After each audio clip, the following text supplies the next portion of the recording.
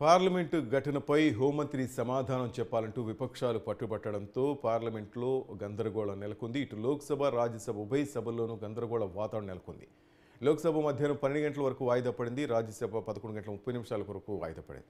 మొత్తం మీద మొన్నటి రోజు జరిగిన ఘటనకు సంబంధించి హోంమంత్రి సమాధానం చెప్పాలంటూ హోంమంత్రి అమిత్ షా దీని మీద ఒక సమాధానం ఇవ్వాలంటూ విపక్షాలు పట్టుబట్టడంతో ఇటు ఉభయ సభలోనూ గందరగోళం నెలకొంది. దీంతో లోక్సభను మధ్యాహ్నం 12 గంటల వరకు, రాజ్యసభను 11:30 వరకు వాయిదా వేశారు.